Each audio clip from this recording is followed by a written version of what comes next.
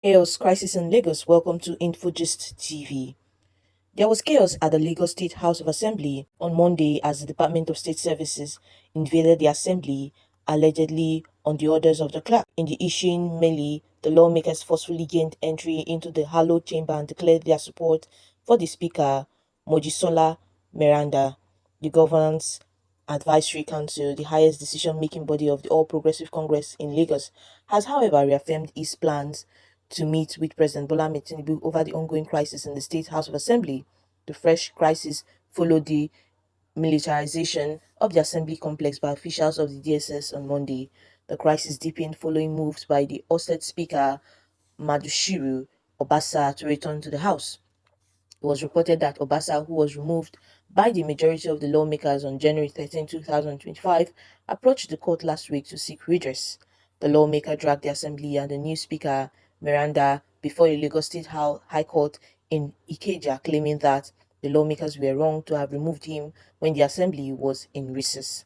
In a motion dated February 12, 2025, Obasa, through his counsel led by Chief Afolabi Fashuno SAN, sought an order from the court for an accelerated hearing of the suit. The embattled former speaker was in Atlanta, United States of America, for his holiday when the House convened and moved a motion for his removal. There was speculations that Obasa may likely return to the House on Tuesday, February 18, 2025. However, the House at its plenary on Monday adjourned the sitting indefinitely, leaving no room for a possible sit-in. The Monday plenary, earlier scheduled for 11 a.m., was delayed till around 12:51 p.m. as the DSS operatives sealed the offices of the Speaker and other principal officers of the House. The Assembly chamber was also under restrictions, with the lawmakers forcing their way into the chamber after 2 hours of being stranded outside the building while attempting to enter the chamber.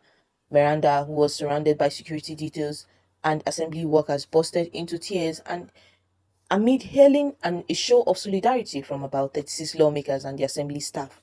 Amid allegations of invasion, a top official of the DSS told one of our correspondents that the clerk of the assembly wrote to the service to increase the number of operatives deployed in the complex. The source, who spoke in confidence because he was not permitted to speak on the matter, said, contrary to reports by its section of the media that DSS officers stormed the Lagos State House of Assembly, sealing offices of the Speaker and his deputy, it was the Assembly that invited security agents to maintain order. The clerk of the Assembly wrote to us that there was a potential security threat to the Assembly and its members and requested to increase the number of operatives there and ensure strict access within and outside the Assembly.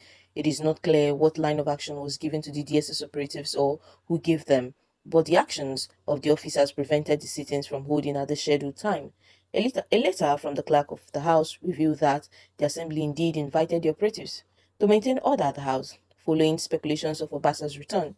The letter sent by The Punch and other news dated February 14, 2025 showed that the acting clerk of the Assembly, A.T.B. Orton, wrote to the DSS requesting more presence of operatives at the complex. Now, according to the letter with reference number LSHAFAD 07554 the DSS was instructed to ensure strict access to the facility from February 15 till further notice. The letter, titled Urgent Enhanced Security Measures for LSHA Premises, reads, I wish to bring to your attention a pressing matter that requires immediate action. The impeached Speaker of Lagos State House of Assembly plans to resume office on the 18th of February 2025 as the Speaker posing a potential security threat to the Assembly and its members. In the light of this situation, we kindly request that you take necessary measures to fortify the security of the Assembly premises with effect from Sunday 16 February 2025 by increasing the presence of your men and as well observe strict access control within and outside the assembly premises till further notice. We look forward to your support and your prompt attention, sir. Thank you.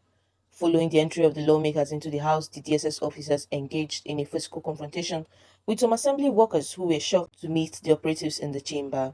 The DSS officers, clad in black jackets, helmets, and face masks, including armed to the teeth, were resisted by the assembly workers after several minutes of tussle. Shortly after the incident, which created tension in the House, Miranda presided over the sitting, which began around 12:51 p.m. It was the seventh plenary presided over by Miranda since Obasa's removal, and the latter had been absent from all. During the plenary, lawmakers condemned the invasion of the chambers by the DSS after Kehinde Joseph Ali Moshu one raised a motion under personal explanations. The assembly also noted that Kazim Osho Motion 2 was rushed to the hospital for emergency care due to the heightened tension in the chamber. Joseph called on the president to intervene and ensure that those responsible for the invasion were brought to justice. He also demanded that the Director General of the DSS be summoned to explain the agency's actions. Another lawmaker, Stephen Oshodi Isola one decried the incident, describing it as a rape of democracy.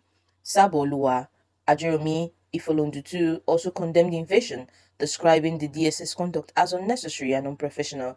He said this harassment is completely unwarranted.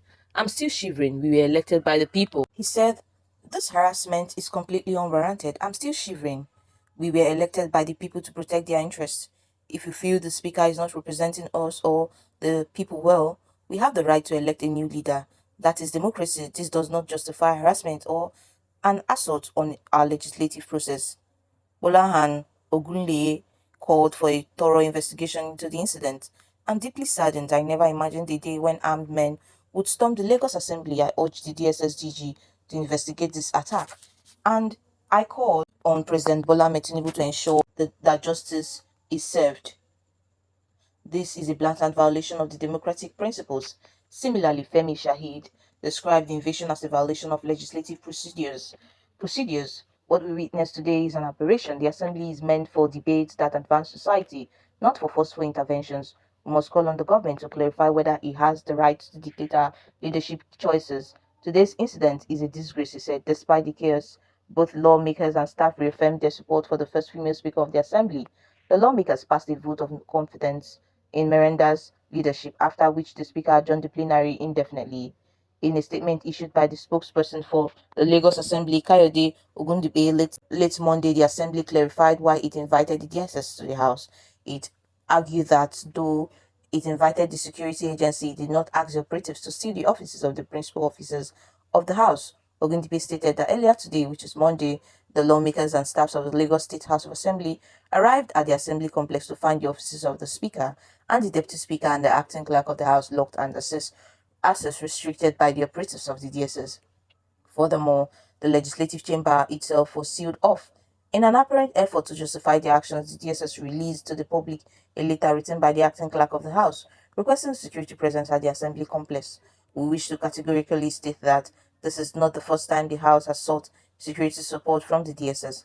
However, it is important to emphasize that in all previous instances, the DSS operatives have been stationed at the main gate of the Assembly complex, ensuring that unauthorized persons do not gain entry. For the avoidance of doubt, at no point did the letter requesting security assistance instruct the DSS to invade the legislative chamber, lock and restrict access to the Speaker's office, lock the office of the acting clerk, and lock the Deputy Speaker's office. The events of today raise serious concerns about undue interference in legislative affairs. The sanctity of the Lagos State House of Assembly was undermined by armed DSS operatives who actively obstructed lawmakers from performing their constitutional duties.